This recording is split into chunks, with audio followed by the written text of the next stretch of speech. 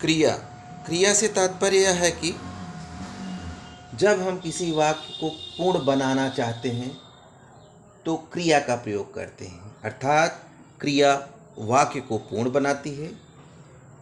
क्रिया को वाक्य का विधेय कहा जाता है। वाक्य में किसी काम के करने या होने का भाव क्रिया ही बताती है। यहाँ सबसे महत्वपूर्ण ये है कि क्रिया जो है काम के करने या होने का भाव बताती है। क्या बताती है? काम के करने या होने का भाव, ये क्रिया ही बताती है। अर्थात जिससे काम का होना या करना समझा जाए उसे क्रिया कहते हैं। काम का करना या होना जिससे समझा जाए उसे क्या कहेंगे? क्रिया कहेंगे। क्रिया के मुख्यतः दो भेद होते हैं। पहला है सकर्मक क्रिया और दूसरा क्या है? अकर्मक क्रिया। पहला है सकर्मक क्रिया और दूसरा है अकर्मक क्रिया। पहला क्या है? सकर्मक क्रिया। जिस क्रिया का फल कर्ता पर न पड़कर कर्म पर पड़े, कर्ता पर न पड़कर कर्म पर पड़े उसे सकर्मक यानी कर्म के साथ की क्रिया। सकर्मक क्या हुआ? स माने साथ, कर्मक यानी कर्म के साथ की क्रिया यानी सकर्मक क्रिया।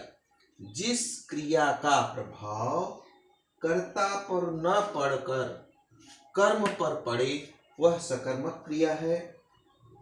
अकर्मक क्रिया क्या है? वह क्रिया जो अपने साथ कर्म नहीं लाए, अकर्मक यानी बिना कर्म के, अर्थात इस क्रिया का प्रभाव सीधे कर्ता पर ही पड़ता है।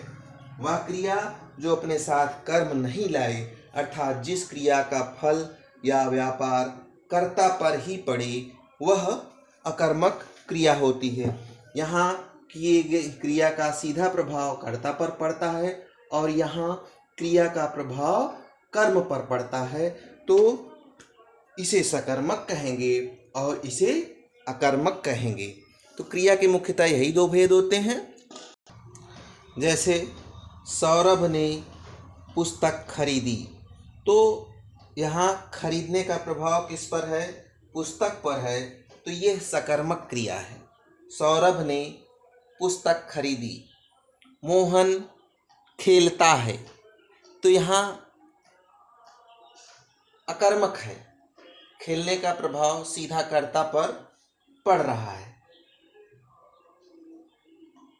मैं खा रहा हूं, तो यहाँ खाने का सीधा प्रभाव कर्ता पर पड़ रहा है, इसलिए ये अकर्मक है। और मोहन रोटी खा रहा है, तो यह सकर्मक क्रिया हुई। सीधा सीधा तात्पर्य जहाँ कर्म हो वहाँ पर सकर्मक होगा और जहाँ कर्म विहीन हो अर्थात क्रिया का सीधा प्रभाव कर्ता पर पड़े वह सकर्मक होगा, अकर्मक होगा। जहाँ सीधा कर्ता पर पड़े वह अकर्मक होगा।